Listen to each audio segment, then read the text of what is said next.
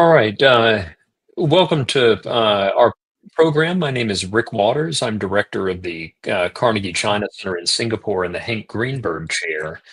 I'm really pleased to have with us tonight an unbelievable mix of both some of our most distinguished non-resident fellows, as well as some others who are just friends of Carnegie China, to talk about two broad themes. One is Xi Jinping's recent visit to Southeast Asia, which, in the midst of a period of US China geopolitical and trade tensions, took on an outsized role with stops in Cambodia, Malaysia, and Vietnam.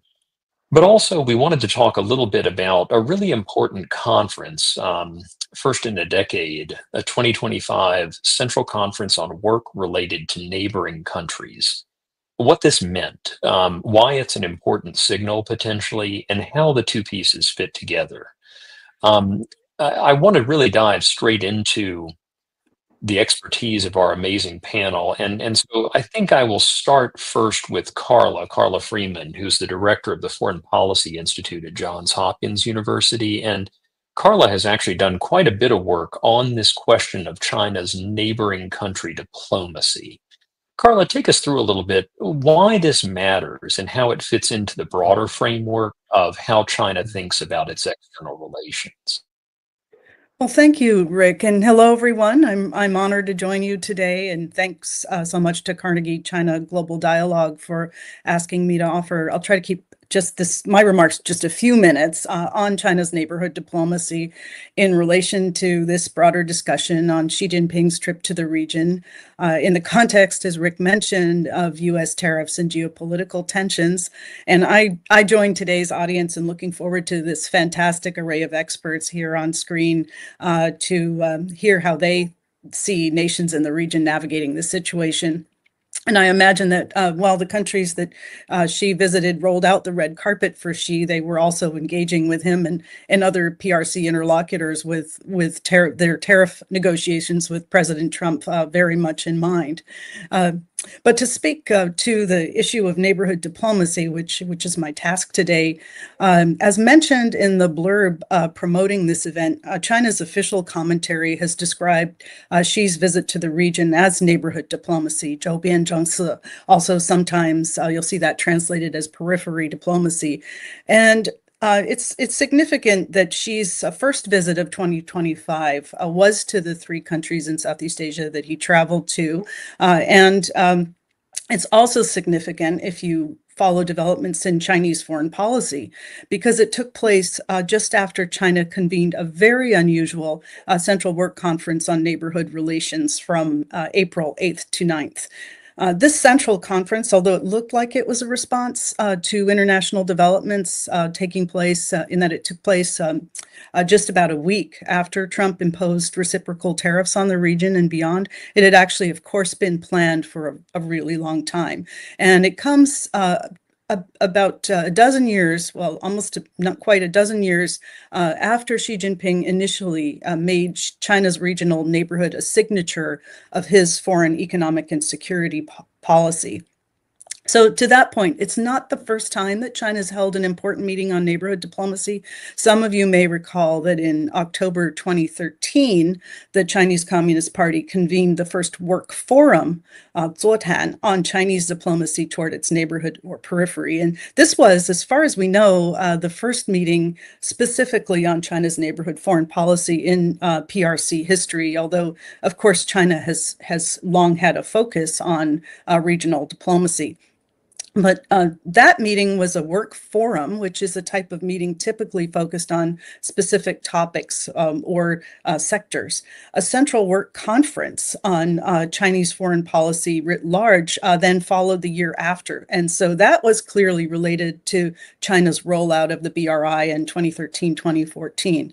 But if the work forum on periphery diplomacy in 2013 was associated with the BRI, this recently convened Central Work Conference on Neighborhood Relations has a lot more weight and signals a significant development or effort in Chinese foreign policy. A central work conference will gather the entire Politburo and other foreign policy leaders across China's system. So essentially, they represent the highest level of party-state policy formulation, and what they produce is binding directives that affect the entire policy area. So in short, the Central Work Conference should be understood as marking a really new, significant commitment by China to neighborhood diplomacy, and it elevates the institutional importance of neighborhood diplomacy in Chinese foreign policy. And that the purpose is very clear in what the official reports, or as we Americans would say, readouts of the conference, and have signaled, which is that China's neighborhood is a, quote, vital foundation for national development and a, quote, unquote, key front for national security. And the prioritization of regional relations has historical precedent in past periods when China's had strains with major international rivals or adversaries that that normally require global attention. It has turned or returned its attention to its regional neighborhood. We saw this when Sino-Soviet tensions reached their peak in the late 1970s, and then again after Tiananmen. And as China's rise became obvious and political frictions started to emerge with the United States, Hu Jintao also emphasized good neighborly partnerships in his foreign policy. So let me wrap up here by stating the obvious. Frictions between China and many neighbors have been intense in recent years, and this new focus on neighborhood diplomacy by China, which not only includes the quote-unquote Indo-China Peninsula, which is an interesting label, but also Central Asia, is a bid by Beijing to cast itself, in its own words, as a quote-unquote anchor of stability, an engine of economic development, and a pillar of regional security in Asia. I imagine that China's renewed regional foreign and economic security focus on its neighborhood will offer both challenges and opportunities for its neighbors. And I'll stop there. Thanks. Carla, that was a great scene setter to this discussion. And, I think it's fair to state the obvious that these meetings are planned a long way in advance. The timing of this, together with the trip, I think, took on a different narrative because it came after Liberation Day. So let's go through now the actual visit. And I want to thank all of you who contributed to our monograph that just came out today. Let's start in order with Vietnam, with Le Hong Hiep, who is the coordinator of the Vietnam Studies program at ISEAS.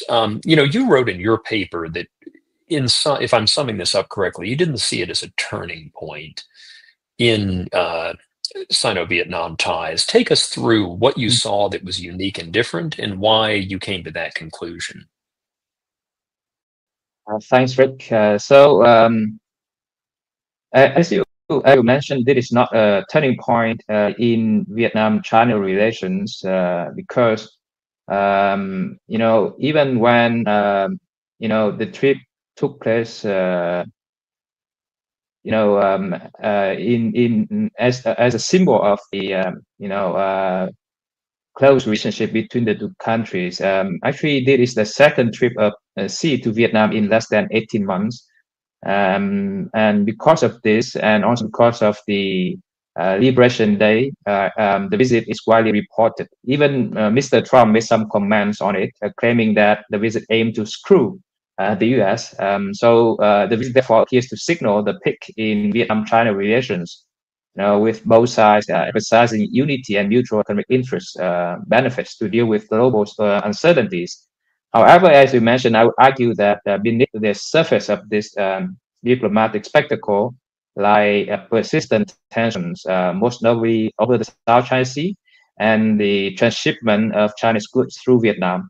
As such, I believe the visit is far from a turning point in bilateral ties. Now, for those of you who are not familiar with the visit, just a quick recap. Vietnam rolled out the highest protocols for Xi, and the two countries signed 45 agreements, including deals to enhance supply chains, develop railway infrastructure, and expand cooperation in emerging fields like artificial intelligence and green development. Xi also called for deeper industrial ties and urged Vietnam to work with Beijing to resist unilateral bullying, and we know what he was referring to, right? He also emphasized the importance of maintaining global free trade systems. I'm sure the visit, as you mentioned, had been planned well in advance, but it provided a timely platform for both countries to address the economic pressures from the US. Obviously, China sought to pull Vietnam closer into its orbit, positioning itself as a stable partner, in contrast to the unpredictable America. Meanwhile, Vietnam, which is heavily reliant on exports to the US, saw an opportunity in the visit to buffer potential economic shocks by deepening ties with China.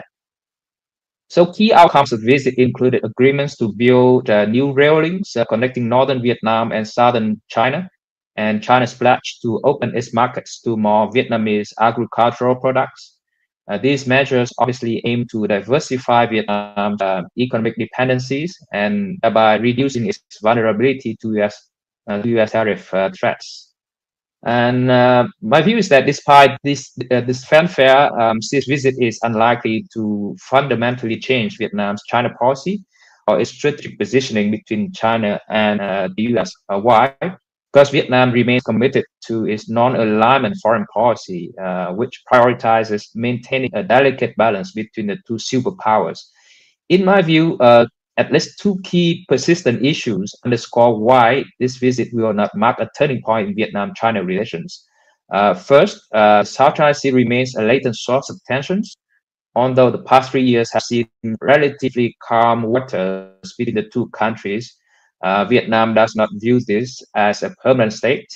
China may reignite tensions in the South China Sea anytime to pressure Vietnam into aligning with its broader strategic goals, especially when Beijing is less preoccupied with other regional rivals like the Philippines at the moment. Second, the issue of Chinese goods being transshipped through Vietnam to evade US tariffs poses a significant challenge as well. This practice has drawn scrutiny from the US, with White House Trade Advisor Peter Navarro highlighting it as a serious concern for Washington and a key issue in the ongoing bilateral tariff talks. And in response, Vietnamese Prime Minister Phạm Minh Chính has urged relevant authorities to crack down on this practice. But I believe such measures will risk upsetting China and potentially straining bilateral ties. And after the visit, we can see some other developments that tend to constrain Vietnam-China relations further. For example, during Xi's visit to Cambodia, China signed an agreement to fund the construction of the Funan Textile Canal, despite Vietnam's protest against the project. And there have been reports saying that Vietnam has decided to buy at least 24 F-16s from America. And this also a move, I believe, will upset China. So my conclusion is that Mr. Xi's visit to Vietnam is largely a diplomatic show in which both Vietnam and China wanted to leverage the visit itself for their own strategic and economic calculations, especially vis-a-vis the US. However, behind the scenes, Vietnam must work quietly to address ongoing issues like the South China Sea dispute and the transshipment problem, which will likely constrain its ties with China. Unfortunately, I believe Vietnam's ability to manage these challenges is not entirely in its own hands. As a smaller power, Vietnam must adapt itself and learn to dance to the tunes of both the US and China, trying to navigate their competing demands and striving to maintain its independent foreign policy. As such, my view is that, in a sense, why the visit is a diplomatic success on the surface, it also reveals the increasing fragility of Vietnam's strategic position. So I would like to leave it there, and I look forward to further discussions afterwards. Thank you. That was a great overview. I think we'll go through the remainder of the trip, and then Mingjiang, when I come to you, I think you should, if you don't mind, give us a bit of how the Chinese may have seen the visit from their perspective. But let's go second, just in the progression of the visit, the April 14th to 18th visit now to Malaysia. So for Neo Chaobing, who is director of the Institute of China Studies at the University of Malaya and a non-resident fellow here at Carnegie, you wrote in your paper that this brought the China-Malaysia relationship to the highest level in history. So a very different conclusion from Yip. Take us through a little bit of why that is, and particularly given that it's Malaysia's ASEAN host year, what, if anything, that might mean beyond the bilateral relationship for Malaysia's positioning in the ASEAN host context? Okay, thank you, Rick. My pleasure to be here, and good to see many friends here, old friends. Hi. So Malaysia's is the second leg of President Xi's visit. I think the most important outcome of the visit is the visit itself. It's elevated the relationship, at least at the symbolic level, to the, I would say, exactly at the highest level in history. Basically, this can be seen in the joint statement, a very upbeat joint statement issued in the wake of the visit. Malaysia and China just had a joint statement last year. It's less than 12 months, and then we have a new joint statement that was even more upbeat than what we had last year. And that joint statement basically included, the 2025, the latest one, include a lot of lexicons and languages from China.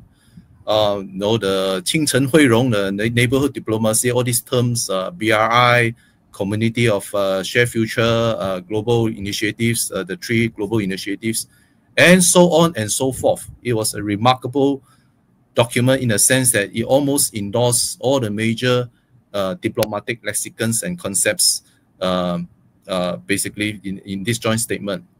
And the title of the statement is basically a high-level strategic community of shared future. In a way, Malaysia seems to be quite endorsing the Chinese conception of and Chinese narrative of the international situation and its vision of the world at the moment. I think while this visit also have about 31 MOU signs, there was no big economic deliverables. Unlike in the past, we like to showcase how many investment amounts we have generated and so on and so forth.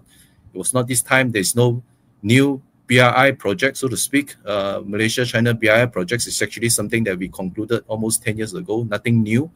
But the symbolic significance, I think, is sometimes even more crucial. It shows that Malaysia at this point actually seem to be much more aligned with China on certain global issues. And one of the remarkable developments, I would say, is the joint foreign and defense dialogue mechanism. The 2+2, in a way, is effectively a 2+2. This is, I would say, a new page. It's unprecedented. We never really thought that Malaysia would do this. We know the relationship is good, but we never really thought that we will go into a 2+2 kind of arrangement with China. We don't even have with most of our ASEAN partners, if not all. Right? So that is quite a significant development. Of course, we still don't know how this 2+2 will play out. We still don't know how at what level it's going to be implemented. And actually, it's not the first time Malaysia had. Actually, we had with Japan a very low-key 2+2 in a way also, and held at the Director General level, right? So, but anyway, this also in a way signifies, as I say, a new page in the bilateral relationship. The other thing will be South China Sea. Of course, Hiap mentioned that it still remains a major issue between China and Vietnam. But somehow in Malaysia, of course, this is the only issue that will unravel the relationship for sure. But I think as of now, the issue has taken a backstage. It has been basically quite stabilized by both sides. And then the joint statements have about 4 articles, 4 paragraphs addressing this issue, basically consistent with the previous the language of the previous statements, and basically showing a lot more, I would say, consensus on this issue, not about agreeing each other claims, but about how to deal with it and how to manage it. So I think a lot of question marks will be the usual questions is whether Malaysia is leaning towards China, so to speak, or is Malaysia still a non-aligned country? This is the question that I get. No, I've been asked many times. I think officially we still are very much committed to non-aligned. The perception that we have moved towards China, I think, is understandable, given that we have very strong criticisms towards the United States because of the Middle East issues, and of course we don't. On the Liberation Day, tariffs also hit us very hard. And we do agree with China that this is basically a unilateral assault on the global trading order. But I think Malaysia doesn't really want to say that we choose one side over the other, and we continue to appreciate if there is a genuine partnership with the US. It's actually up to how the US can address some of the issues that we see as very critical to our own interests as well, especially the tariffs as well. But I think in a broader sense, if we just compare the US and China, the perception that Malaysia is closer to China, I think generally this is how people will see. But I think if you look at not between US and China, but between the so-called the broader Western world and China, I don't think Malaysia is particularly pronounced in terms of its relationship with China. We have close, very good relationship with Japan. As I say, the 2+2 actually started with Japan. It's called a strategic dialogue. And then we also have very close relationship with Australia. This year is anniversary of Malaysia-Australia ties, and then we have a number of programs lining up. Prime Minister Anwar will have visit France this year, as far as I know, and French President apparently will also visit. And last year, he already went to Germany and India. So if you look at his broader diplomatic outreach, he's not just basically focusing on China. China, of course, is a big part, but the between the West and China, I would say, is still quite a balance. Finally, just a few words about ASEAN, since Malaysia is the ASEAN chair, and of course, we continue to value ASEAN partnership and cohesion. But I think at this point, China will stand, at least symbolically speaking, as a more closer partner for Malaysia to realize some of its ASEAN ambitions, for the simple fact that the White House under the Trump administration basically is not much interested in multilateral institutions like ASEAN. All right, I will stop there. Thank you. Well, that was a terrific overview, and I think to your point about not just tilting, but about diversification of relations, that's a good segue, I think, to Savinda Paul, who is director of the Southeast Asia program at the Royal University of Phnom Penh. Your piece talked a little bit about this. I mean, I'm not sure that I can quite capture with the eloquence you did the different geometric ways in which Cambodia is now straddling. But I was really struck by, the headlines going into the visit about some of the upgrades at the naval base at Rim, only to be followed by port calls by Japanese destroyers. So take us through a little bit of your assessment of the visit and your framework for how Cambodia is maneuvering in a very complex great power dynamic and regional dynamic. Wonderful. Thanks a lot, Rick. And first, let me thank Carnegie China for the invitation to speak on this esteemed panel. I think what I want to do is to address one particular question, that is, what is Cambodia's strategic option during the Trump 2.0? And we can also talk about the Xi's visit to Cambodia as well. Very unfortunately, there is no simple answer to this question. As we already know, the three speakers have already discussed. The international regional environment is shifting rapidly. Southeast Asian countries now need to brace itself for what is happening regarding Trump's reciprocal tariffs. I think for Cambodia, with regard to your point, The immediate option is for the Cambodian government is to pursue what we call the foreign policy recalibration. So the recalibration in this context means two things for Cambodia. One is to strengthen the existing partnerships like China and ASEAN, while also approaching with the troubled partners like the US. Of course, throughout the past decade, the relationship between Cambodia and the US is not that good at all. So one intention of the recalibration is to improve its troubled relationship with the US and the West more generally. With regards to the US, the current government has been trying to reach out and meet with the US counterparts at high and middle levels through various government agencies. I have documented the exchanges between Cambodia and the US, and it has taken place, I think, more than 30 times in Cambodia and in the US, in other forums as well. So it's a lot if we are talking about the time since the current government took office July 2023. The result of exchanges between the US and Cambodia so far are positive, meaning it results in a small resumption of the US foreign aid and a potential, I'm not quite sure whether it will happen, the joint military exercise formerly known as the Angkor Sentinel. That is the Cambodian relationship with the US in brief. But the elephant in the room is Xi's visit to Cambodia. As Kala talked about, the trips have been planned quite some time already. So this is not, it just happens during this particular period. So in this context, China, of course, is a staunch supporter of Cambodia. For example, since 1958, Cambodia and China have built a robust partnership. Economically, China is Cambodia's top trade partner with, for example, 2024, the bilateral trade was at $15.19 billion, which was up to 23.8%, partly because of the China-Cambodia Free Trade Agreement that was signed in 2022.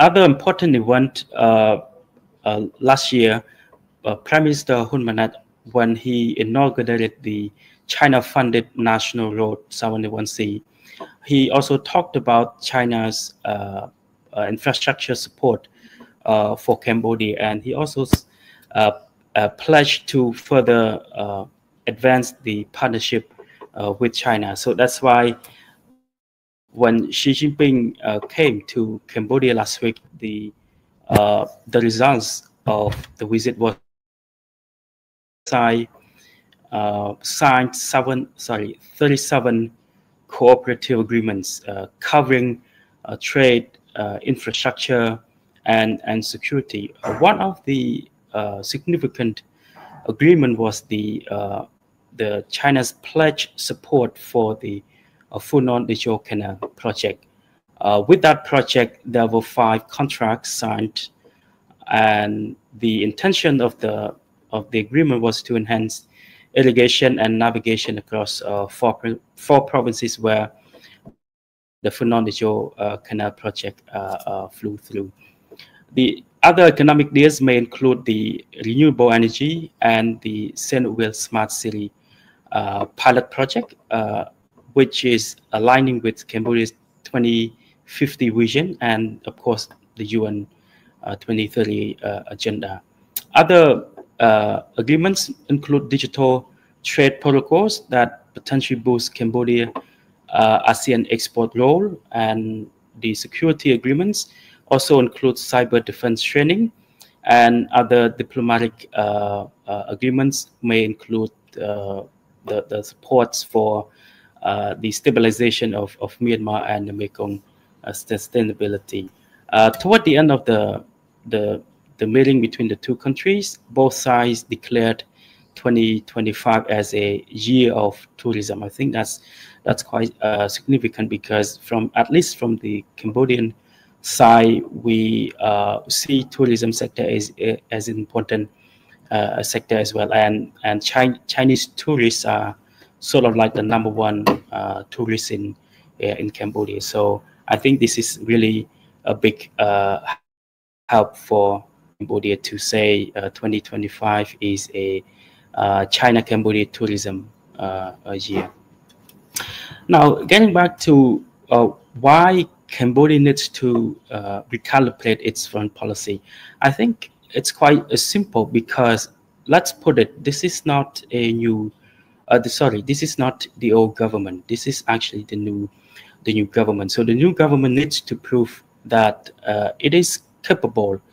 So to say it is capable, it has to present itself as a different kind of government, meaning it needs to legitimize its ruling through a nuanced foreign policy approach. That said, since taking office, Hun Manet has presented himself as a liberal and a reformist, and such constructive behavior from his previous generation has earned him, I think, a significant praise, meaning it can pave the way for constructive dialogues between Cambodia and the West as well.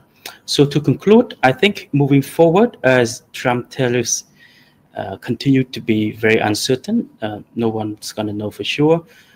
Cambodia's foreign policy is likely to be shaped by increasing Chinese engagement.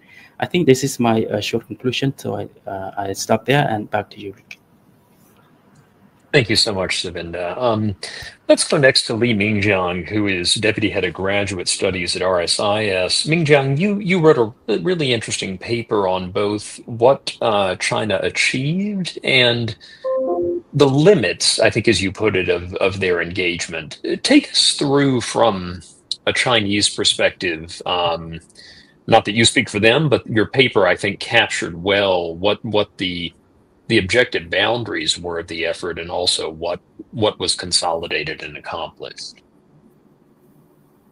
Yeah, definitely. You know, immediately after the visits, we've seen from various Chinese government agencies, institutions, and mainstream media outlets that have provided quite a bit of a positive assessment of these visits. We've seen some of the narratives coming from the Chinese sources. For instance, they've been saying that these visits really represent an actual manifestation of you know, the principles, the visions, and the policy guidelines that were reflected at the Central Conference on work related to neighboring countries. So they're already saying this is like implementation of that particular Central Government Conference. And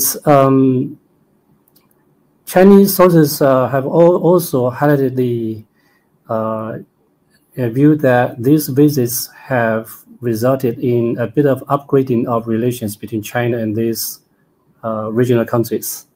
Look at some of these narratives, you know, labels that have been used, rhetoric that was shared.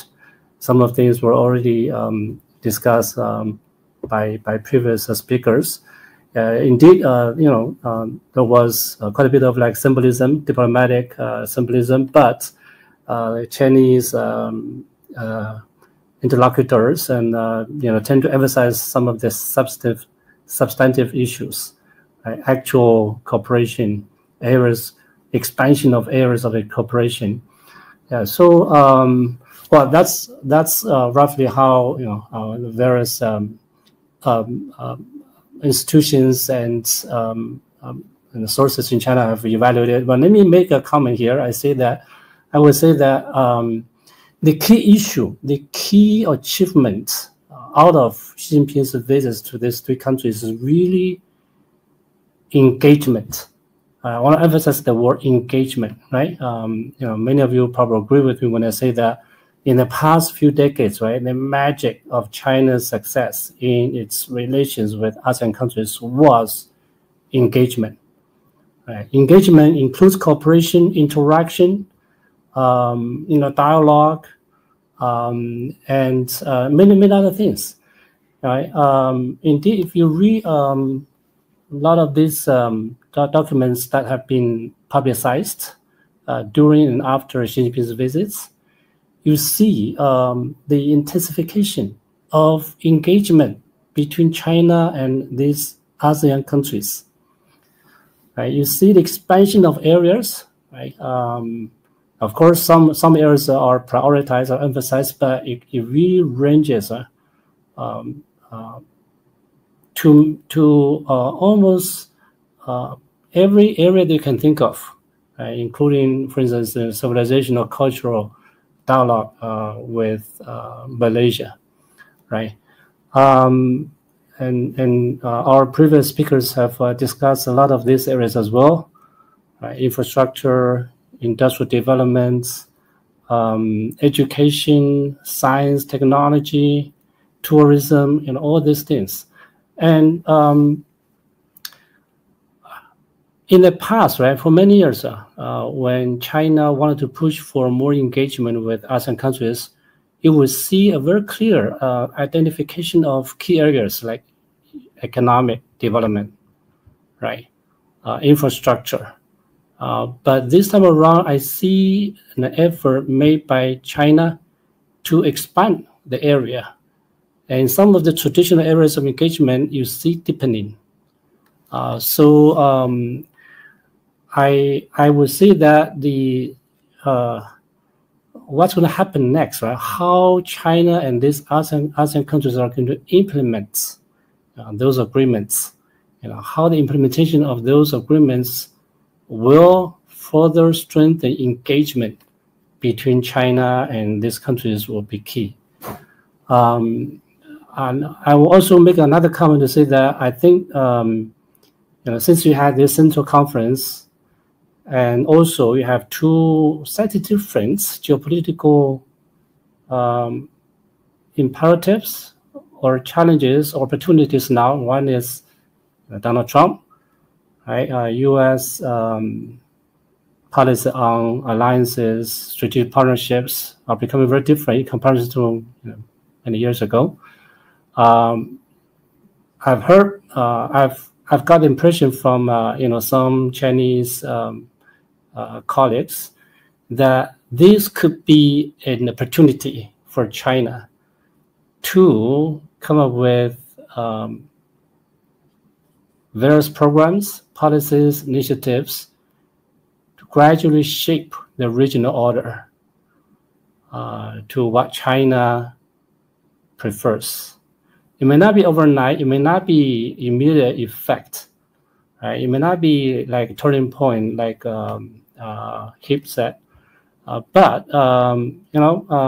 as we all know, Chinese bureaucrats and the leaders have patience, but they do regard this as an opportunity, right, to push for more engagement, more cooperation.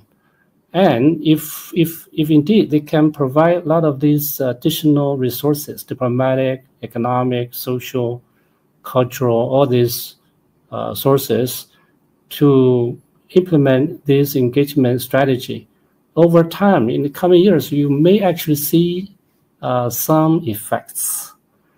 Again, it may not be a complete overhaul of the regional order, but likely you're going to see a bit of closer alignment in this country's relations with China. I also want to highlight another point. This is really economic, right? And this really dates back to Donald Trump's second term. In the past few years, in the immediate times after COVID-19, we have really observed much stronger Chinese interest in forging a more economical cooperation with ASEAN countries, right? Provinces like Henan, central China, Chongqing, western China, Hainan, very southern tip of China. I'm just giving some examples. they have had very strong interests in reaching out to ASEAN countries and to build stronger economic relations.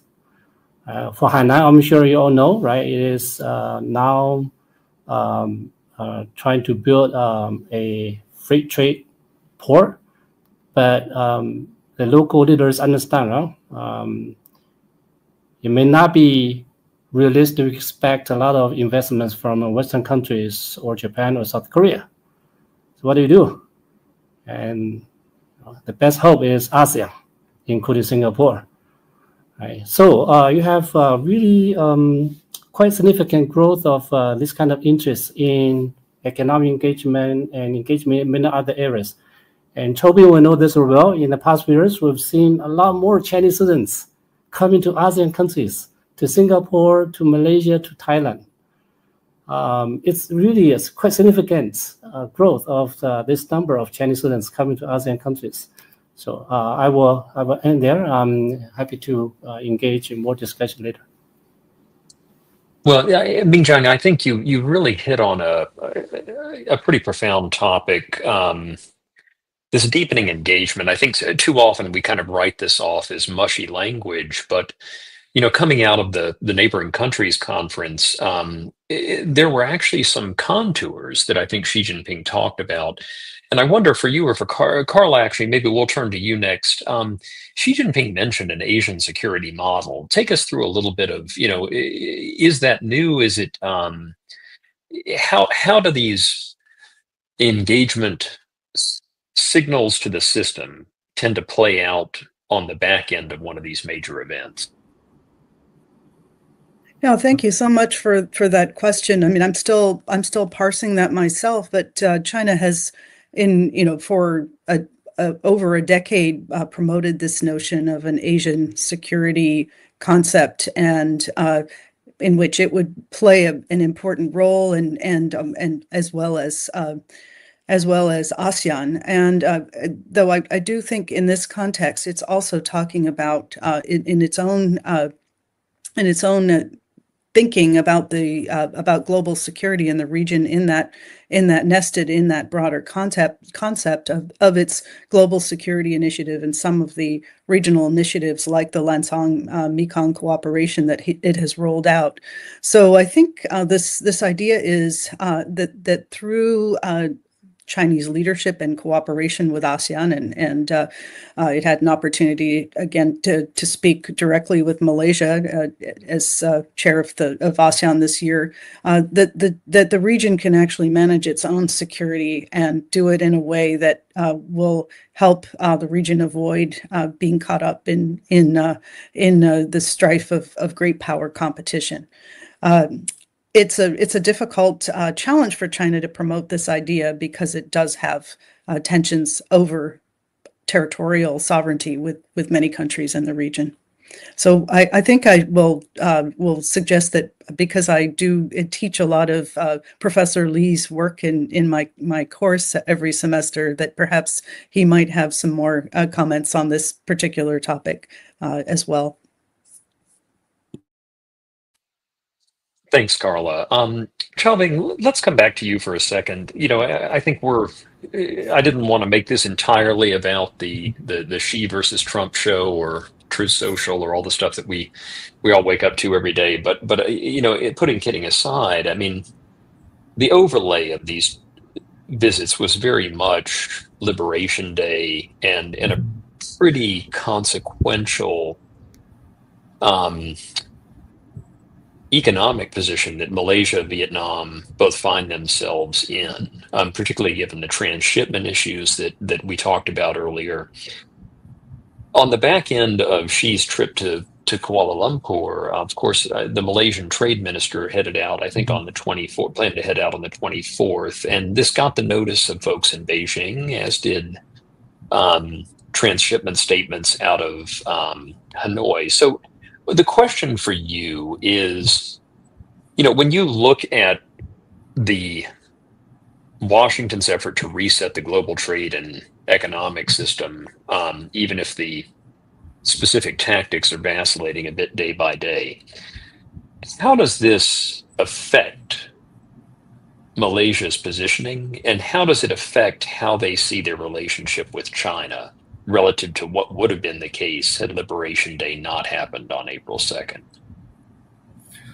Well, if the Liberation Day tariffs did not happen, I think the visit itself will be more or less quite just a normal reciprocal visit. It wouldn't have the kind of significant strategic significant meaning in a way, and we will still be quite content with the position trying to connect the trade relationship between both sides. Transshipment issues actually happen in Malaysia also, and the US has also been pressuring Malaysia to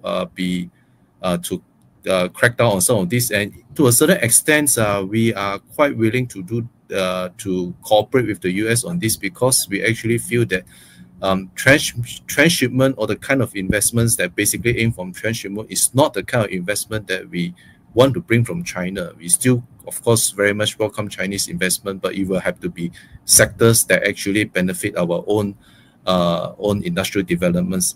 And to a certain extent, I think the Chinese, at least at the official side, they are willing to listen. They are willing to see how some of the issues can be negotiated. But of course, many of these transshipments take place among the private enterprise that is apparently quite difficult to control their movement as well, and difficult to monitor on our side as well.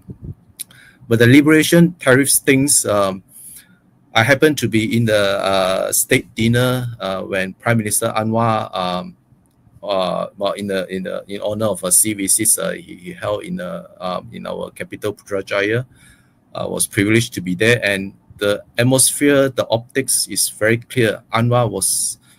He did not mention by name, but the speech actually was available from the Prime Minister office.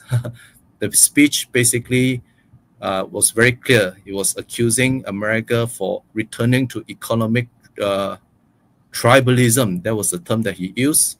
He was saying that the US is weaponizing market access. That is another term that left an impression when I heard it. That basically, I think, at least on that front, he was seeing eye to eye with China about how the global trading system is now being damaged and disrupted by the Trump administration. Of course, we sent a trade mission led by Minister Zaifru. I think he's in the US very soon. I think this first is something that he has to do. We still have a lot of domestic manufacturers and exporters. He cannot be seen to overlook their interests. He has to do something to show that he at least was trying to find some solutions. In fact, we do want to find a solution with the United States government, but this will not be an overnight thing. It will actually take a while, and we are quite unlikely to, I would say, we'll be quite unlikely to completely align with the US if the US asks us to put very strong restrictions against Chinese economic relationship. We are already quite integrated with the Chinese one. We are happy to make certain concessions here and there, but we won't be part of the camp trying, if the Trump White House planning is to actually try to isolate China. I think Malaysia is unlikely to be part of that plan.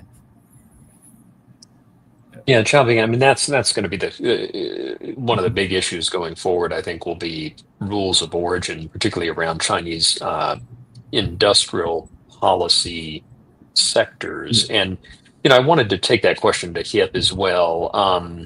Basically a two-part question. One is Vietnam is obviously at the end of the first Trump term, that was the final Section 301 investigation. It was the unfinished business that former U.S. Trade Rep Bob Lighthizer had.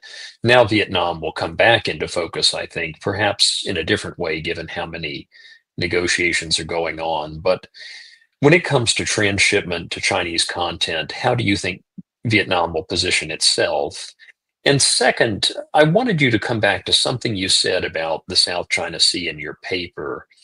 Vietnam has been doing reclamation, but unlike Manila, the way in which it has been doing this has not engendered significant responses from Beijing. So if you could talk a little bit about why it's different and how Vietnam has managed that difficult equation.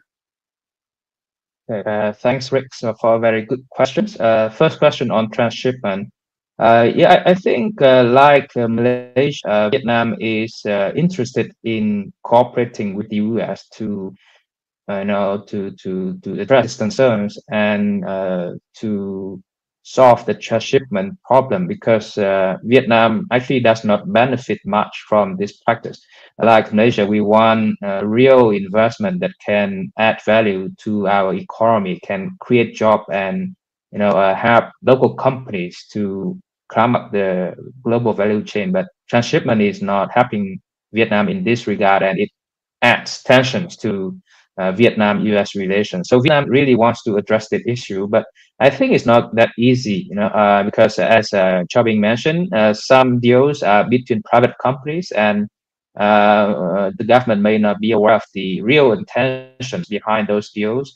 Moreover, the scale of the transshipment is something unclear even to U.S. government or the Vietnamese authorities. Some estimates say that it may be as low as less than 10% of Chinese investment in Vietnam. But obviously, the Trump administration may have higher estimate. The problem is that not all Chinese imports into Vietnam have that transshipment intention. In most of the cases, the imports are for multinational companies who use the inputs and components from Chinese suppliers for their for assembling the final products in Vietnam, and that contributes the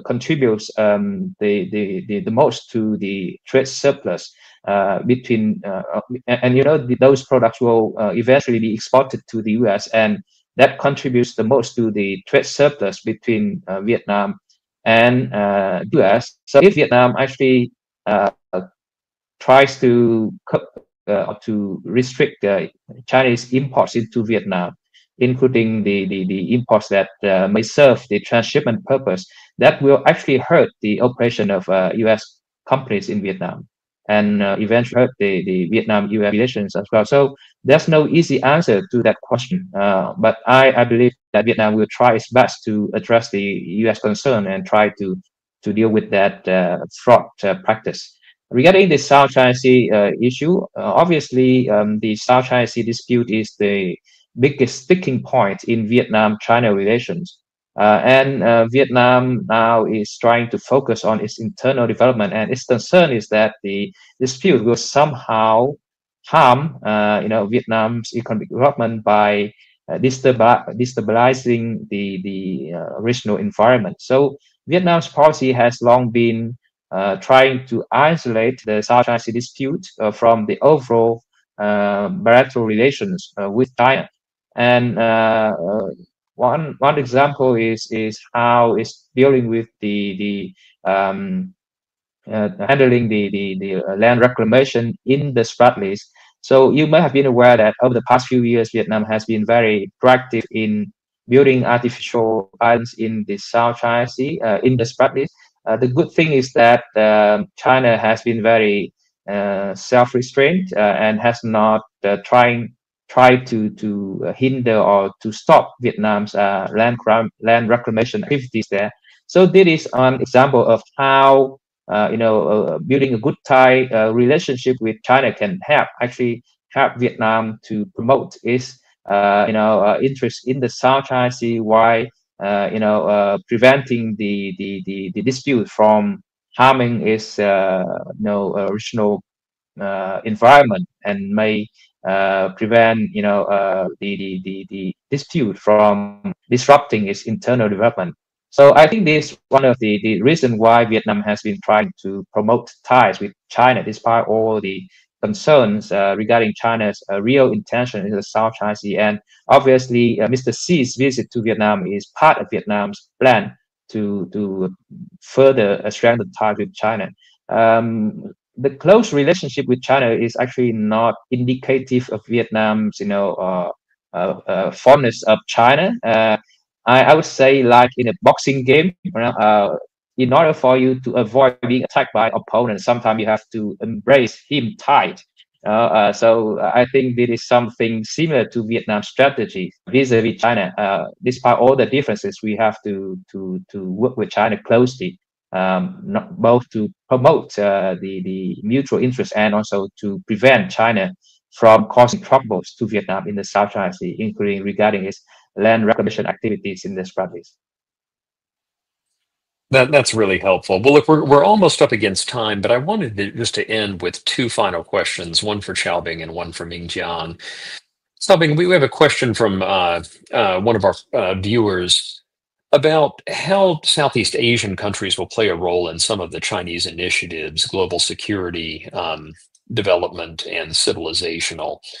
Given Malaysia's host year in ASEAN, if you could tell us a little bit about that. And then Mingjiang, if you wouldn't mind offering a little bit of a perspective on one issue that we didn't really get into, the South China Sea Code of Conduct, the initiative to have bilateral sort of maritime agreement with Malaysia this time through. What are the prospects for that issue, which has always been simmering in the background? Xiaobing first, and then Mingjiang, take us home. Thanks. Right. Thanks for the questions.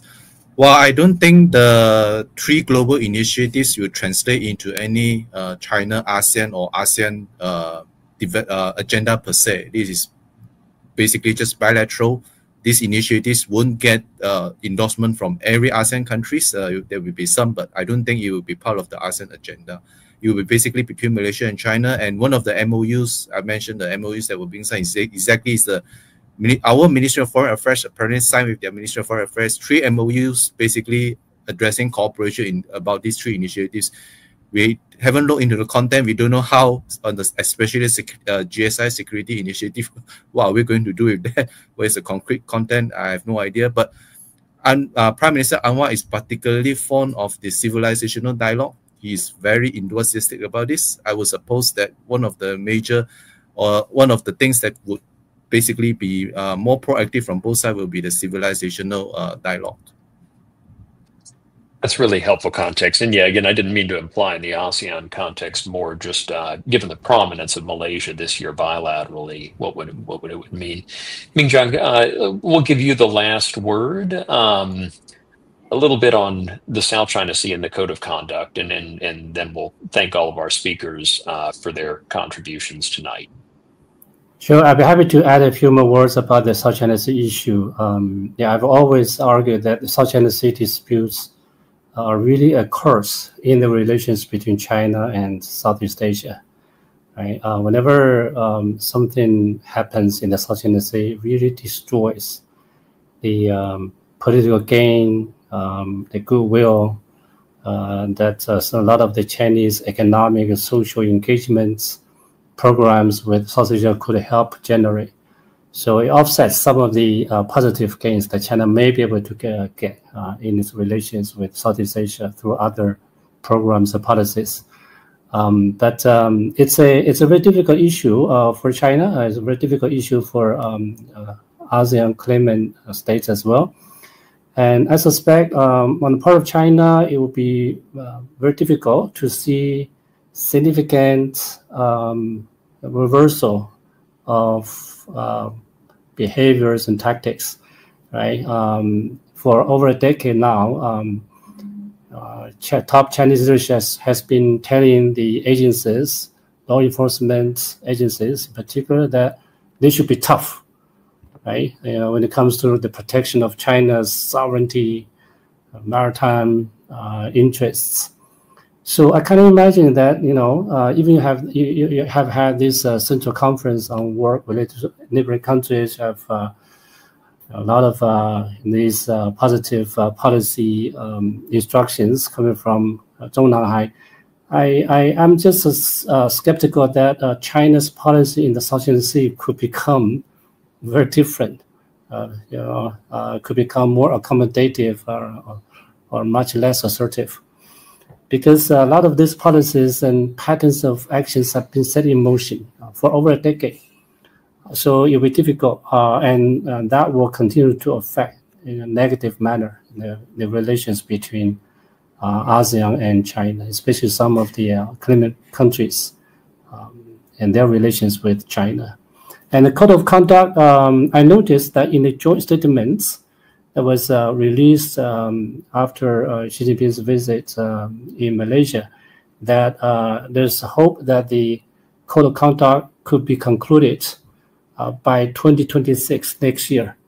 It was a bit surprising to me because we've heard this, some of this policy rhetoric saying that, oh, let's get this done as soon as possible. Right? Many of you remember a few years ago, officials in China, officials in some ASEAN countries were saying, oh, we can make it happen, end of this year. And that kind of position has been repeated a couple of times, but of course, we know we're disappointed. Now you have this mentioning of 2026. My reading is that China is not prepared to really conclude on this particular document, and and that may be related to what I was saying a moment ago, that we don't see any big change in China's South China Sea strategy. Yinjiang, that was, as always, a great summation to end on. Thanks to all of you for joining us, and thanks to all of our audience for participating. A really timely topic, and really couldn't have had a better group to discuss it with. I'll let you get back to your evenings and mornings. Take care.